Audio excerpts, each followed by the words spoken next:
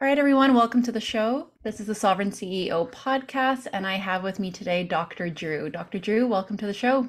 It's a pleasure to be here. Thank you. I've been blessed to have so many intelligent, awake doctors in my world. So, Awake. How about that? Hmm.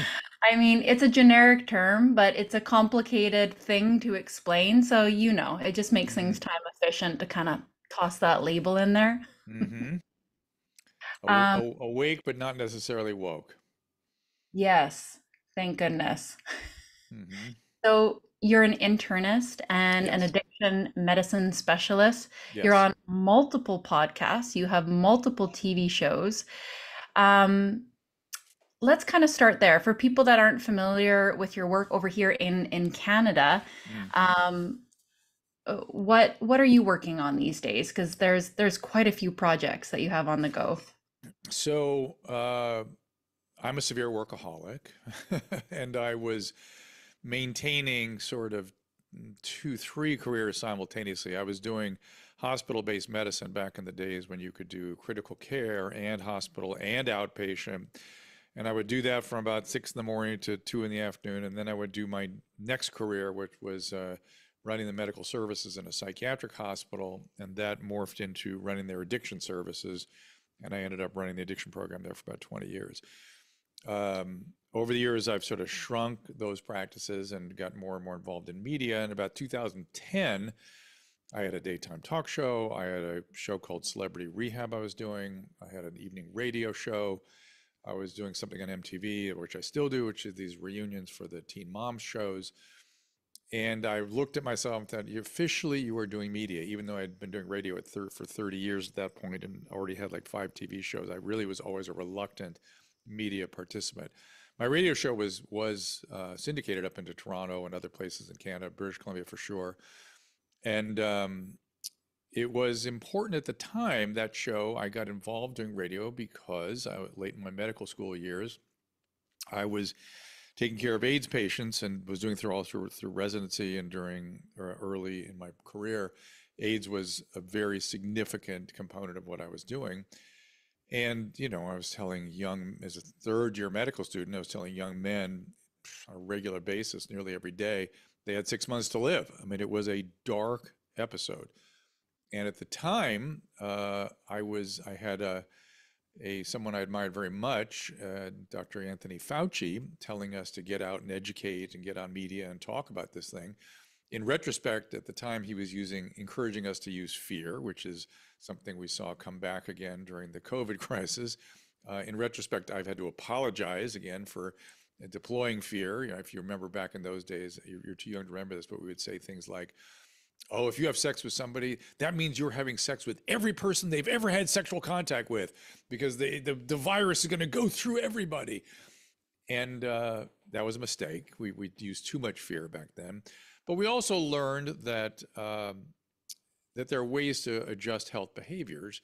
Why that was all completely thrown away during COVID was just one of the many astonishing qualities of that chapter for me. But we learned that by creating a relatable source, like somebody who was, similar age and similar background, who was having an experience and making bad choices, and having somebody like me around explaining why they were bad choices, and then use a little humor and music, that tended to help people change their behavior. Young people learn from cases, much like medical students and medical school residents learn by studying cases. It's our most efficient way to experientially learn something. And we got pretty good at changing young people's behavior. Before that, we were getting very good at giving them knowledge, but their behavior didn't change. And lo and behold, COVID comes along, and we're using these extraordinary panic. I mean, it was just shocking to me what was happening. So I tell this long story to say that I very quickly started pushing back. I could see the mass hysteria that was being indoctrinated or sort of manipulated, propagandized by the press in particular. I never imagined that the government was jumping on board with the press at the time, but now we, of course, know that was the case. And I was pushing back hard. I was saying, you got to just calm down. Panic is not going to make things better. It's only going to make things worse. So I tried to calm everybody down. Of course, anyone who did that was canceled and crushed. And I went through that whole experience. And And I happily apologized for the parts I got wrong. I didn't quite catch the infectivity of this thing and how infectious it was, and I got that wrong. And in any event, I ended up doing a television show locally here in Los Angeles where I was sort of every night with a co-host discussing sort of the events in COVID. And I started doing a streaming show on a regular basis, like every day, where it ended up being called Ask Dr. Drew. At the time, we were going back and forth between Ask Dr. Drew and Dose of Dr. Drew, and we had different sort of production qualities of the different shows. And I was essentially just trying to teach people about the news of the illness and the science as it was evolving as I understood it. And it was designed to kind of calm people down and give them information. And I kept saying when I was doing it, I said, I feel like the French underground. I feel like we're gathering together in this little communication system to try to share illicit ideas. God forbid that people understand that we're actually sharing ideas about what's going on in the world. And of course, I early on was calling out lockdowns, and I was a vaccine advocate at the first, particularly for elderly patients or at-risk patients. And then I got concerned about some of the excesses, and then I got very concerned about some of the side effects versus the zero risk of the Omicron era, and sort of kept doing this thing. So a lot of my focus right now is on this streaming show that we do Tuesday, Wednesday, and Thursday at 3 o'clock. And primarily, we've gotten a reputation for speaking to people who have been canceled. And I have learned something from every single one of them. They've all ended up being extraordinary professionals with decorated histories and had something to say. Actually had something significant. I didn't agree with everything they say. I rarely agree with everything all of my peers say. But I did learn something from interviewing these people. So that's been very interesting. Just before I came on here with you, I interviewed Matthias Desmet, who is the psychologist or Desmet Matthias, I can never get his name straight, who really had been studying mass formation and mass psychosis for many years. But COVID really put a little rocket fuel under his pursuit. And it was one of the most extraordinary conversations I've ever had. I learned a ton from him. And I'm still enjoying doing that. I do plenty of other things as well, but that's sort of the thing I'm passionate about right now. I find that you're a very steady voice of reason. When I listen to your content, you're very careful not to be inflammatory or tribal. I was listening to a conversation that you had with Peter McCullough, Hmm. and yeah, you're very non-conspiratorial, very rooted in reality. I try to be. So when the first time I interviewed Robert F. Kennedy, RFK Jr., he said to me at the end, and during the interview, I disagreed with some of the stuff he was saying about the AZT, and because I was there, I used AZT, and I know what we were doing. It might have been not, we were trying to give these young men an extra 3 months of life. So maybe during that 3-month interval, we could come up with another antiviral and combine them with these things. This is what we were desperate to do. And so we argued about that a little bit, but he alerted me to the cozy relationship between the regulators and the drug companies, which he convinced me was way worse than I ever imagined. And I think that's right. And at the end of the interview, he goes, "You are so courageous to interview me." And I thought, that is insane. Where am I living? I live in a country where you have to have courage, you have to have bravery to have a conversation. That was probably a year and a half ago, and that kind of lit a fire for me. I was like, oh no, no, no, no, no. This cannot stand. We have to be able to just speak and talk and converse. And to the extent that we don't or can't, that's anathema. There's something terribly wrong with a capital W, and it's my obligation to fight against that at least a little bit. Well, and that's where the biggest illusion came from. People don't understand that careers were at risk. Yeah, You would be canceled, you would lose your job if you yeah, did go against the narrative. yeah. And if you weren't paying attention to that, people just assumed that meant everyone agreed. So there was actual silencing, but then there was Uh-huh. also something more practical. And maybe I just noticed that more in Canada with our socialized healthcare, where everybody is overwhelmed and overworked. Probably similar to the United States as well. But I live in a rural town, for example. Our doctors are always on call. Mhm. They're the anesthesiologists, they are delivering babies, they work 24/7. they're not going home and researching things after. They are Mhm. running overworked. They're just showing up at the hospital. What's the protocol here? All Yeah, right. yeah, yeah. They don't have the energy to fight it, or nor to research it in any detail. But yeah, that absolutely happens in medicine always. And but the feature down here that was new to me that I didn't realize was as has taken hold as the way it had, which was physician as employee. That 70% of doctors are just employees. And when their boss says don't do something, they just don't do it. And that is disgusting to me. That is an overt distortion, miscarriage of their sacred oath and obligations. And the fact that they were sending people home and telling them, no, no, no, I can't see you, don't come in. Come back when you're blue. Come back when your PO2 is 70. Unbelievable. That was I couldn't believe what I was seeing. I couldn't believe it. And then to do what we always do, to improvise and try to do things to the best interest of our patient to the extent that we can with whatever we've got, that was then crushed and canceled. Again, anathema to the proper practice of medicine.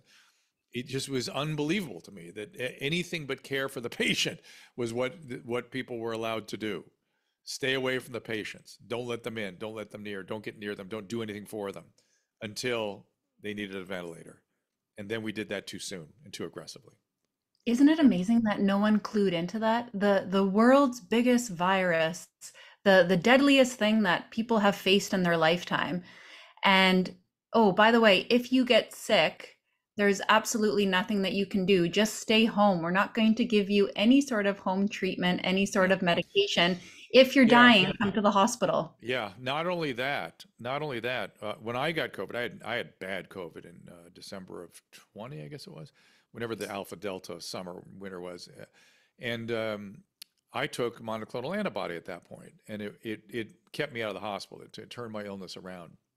And I came out of that furious that public health, rather than spending all their time scaring the crap out of people, they were not teaching people how not just to survive the illness, but how to do well with it. What should you be doing? What about vitamin D? What about zinc? What about monoclonal antibodies? What about decadron? What about budesonide? What about these things and some of them had shown some or little evidence of utility, and some were extremely effective. Monoclonal antibodies. And what I got back was I actually did Instagram lives every night during my illness because I was so upset about this. I had to do something. And people kept pushing back. Oh, you're special. You can afford it. No, the government had bought all the monoclonal antibodies and were distributing it for free. For free. A nurse would come to your house and infuse it for free. Everybody could get it. Every healthcare professional on earth should have been championing that from on high. Instead, no one heard about it. It was really, there was so much behavior was just I came out of that going, oh my God, the enemy is bureaucracy. It's so clear to me that that's the enemy. That the more you put on top of the physician patient relationship, the more you interfere with it, the more you put systems on top of it, the less effective it is, the less efficient it is, the more expensive it is. And it's an adulteration all around. It's just an absolute adulteration. And I'd been fighting that for years with the insurance companies. And they had a million ways to try to muscle me into behaving it correctly as they saw it. It was really egregious on the psychiatric side. You can't imagine how bad they treat people trying to take care of severely ill psychiatric patients, which my addicted patients were. But now it was just ridiculous. It was absurd. All the bureaucratic mess that was on top of doctors made that relationship with the patient almost null and void. It's almost you couldn't do anything. And employee was part of it, healthcare system was part of it, public health was part of it. It was just all these encumbrances. And bureaucrats, not only do they don't have a soul and they don't have a moral ethic or a moral compass, they can't admit when they're wrong and they can't apologize and they can't change direction. This is the situation we're dealing with right now.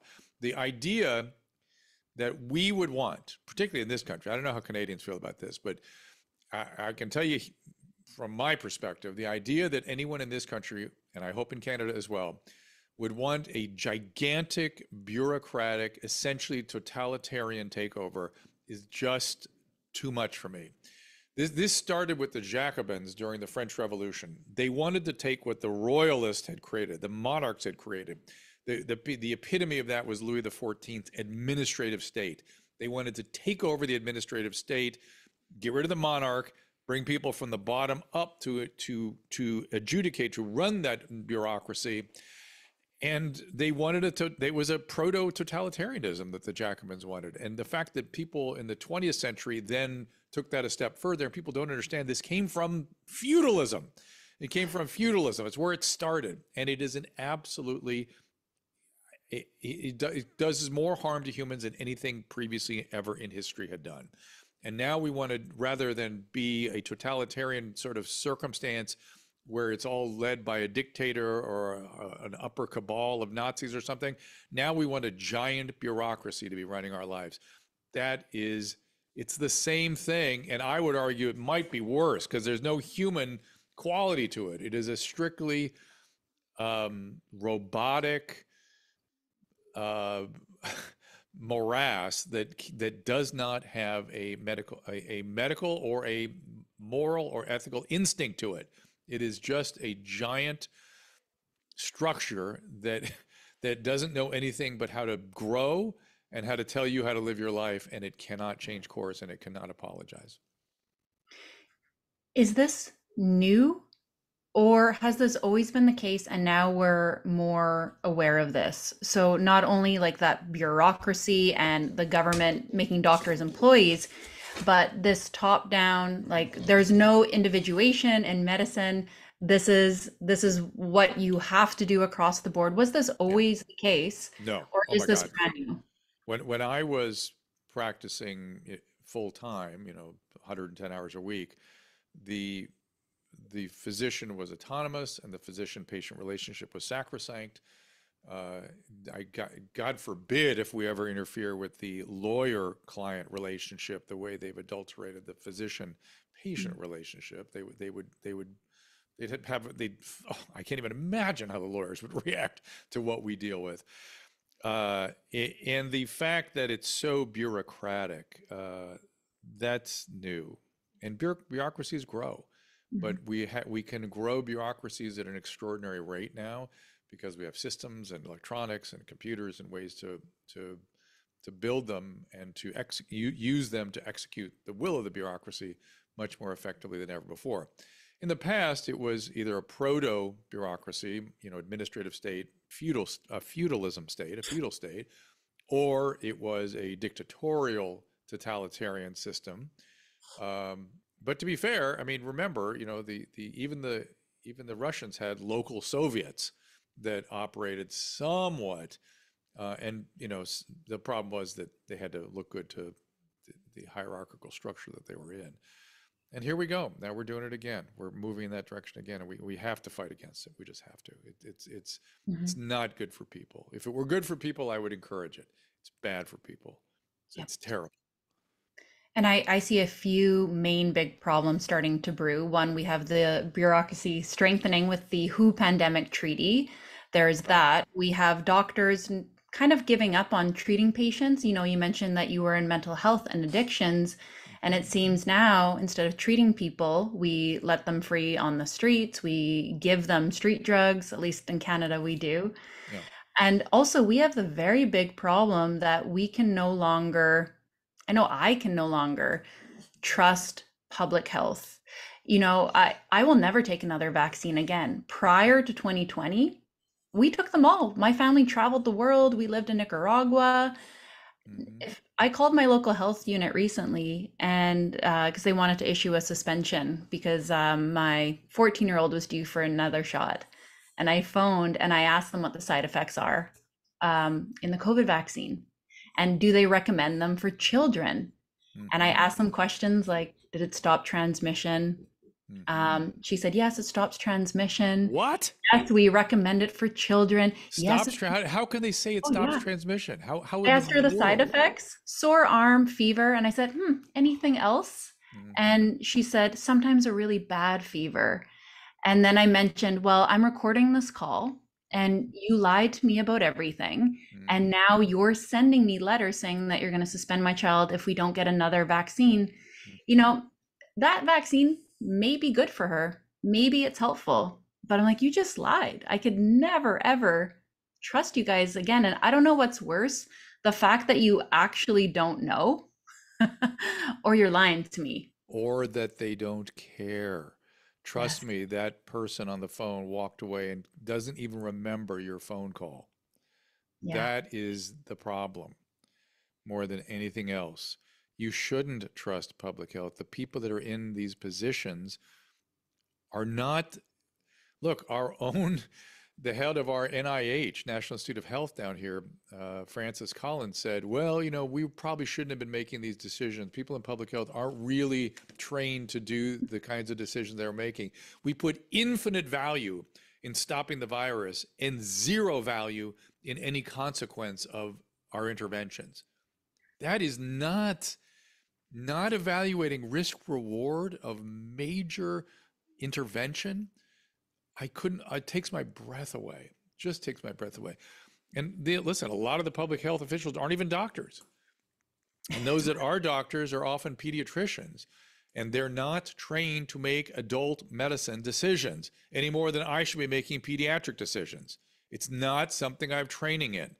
And it's just such a mess. It's such a mess. And to give them fiat authority over our lives, of course, the World Health Organization is so happy with what they've done. Well, they're happy with what they've been able to do, not necessarily with what they've done in terms of helping people. That they were able to do the crazy things they did, empowered them, or in sort of in what's the word I'm looking for, where they emboldened them to now think that they can create a treaty where they should have fiat authority over all duly elected sovereign officials in the world.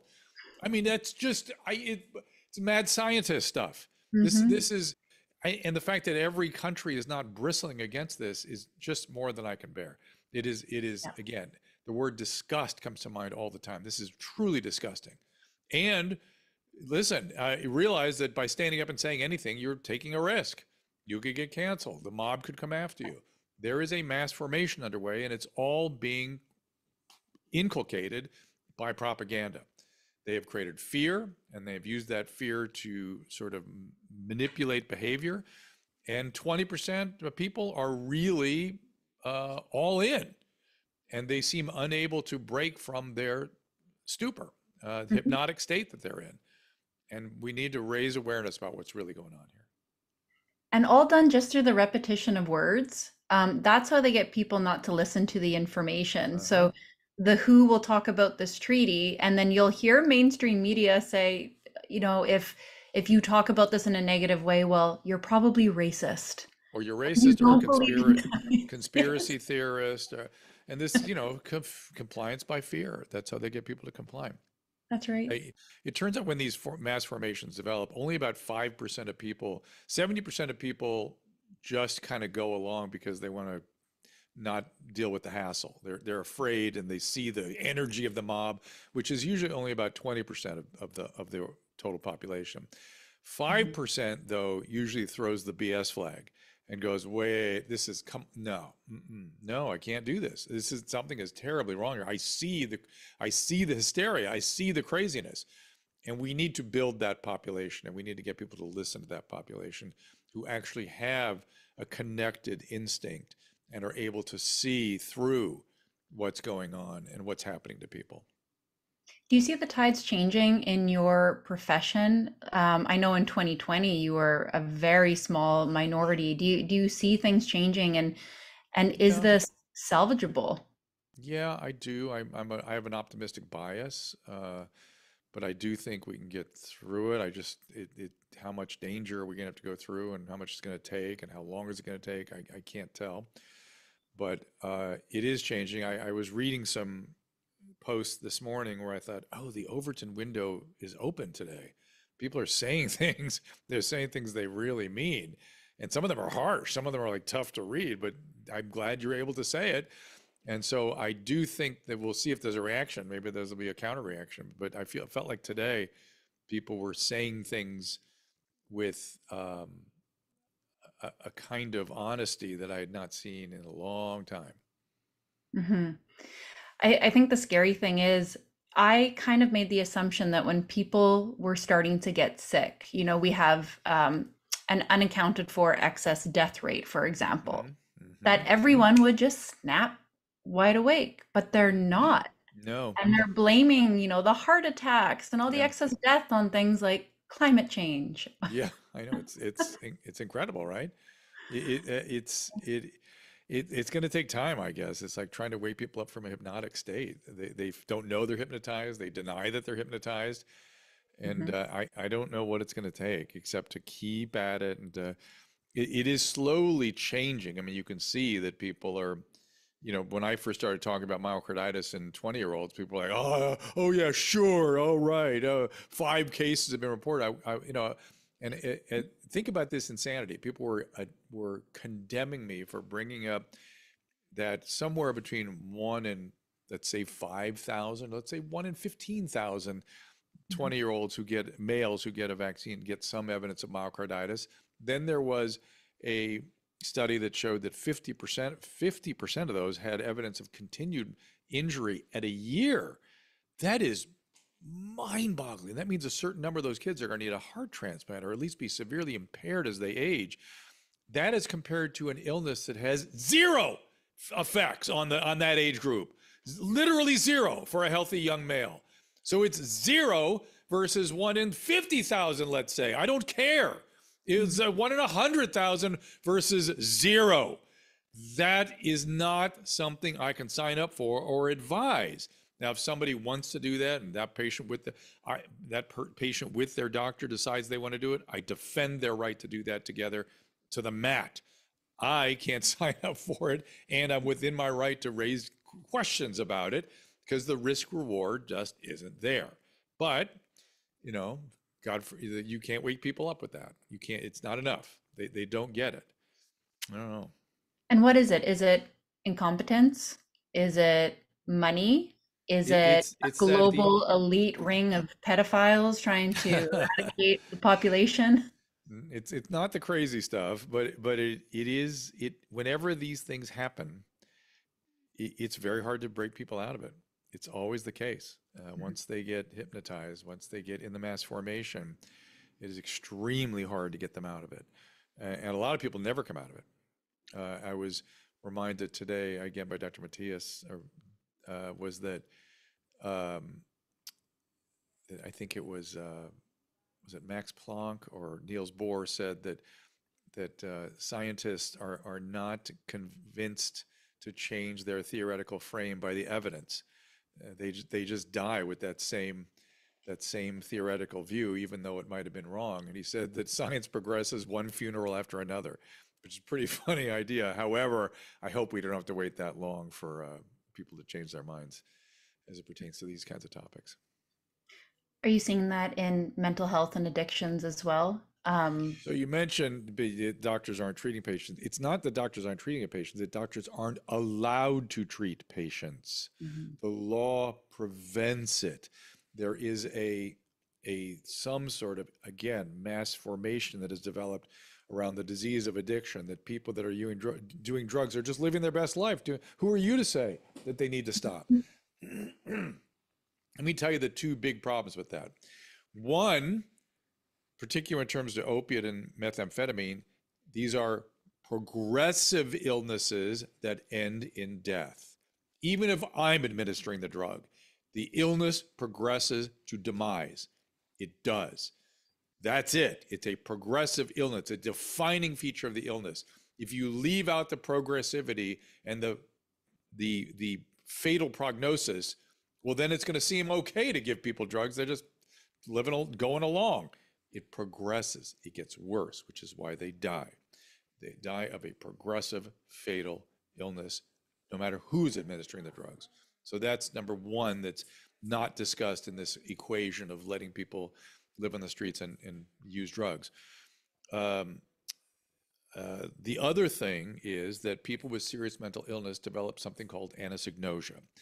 This is a term originally coined to describe how stroke patients relate to insight into how the stroke has damaged them. For instance, people that have a right middle cerebral artery stroke, the left side of their body goes out, and that patient isn't aware of it.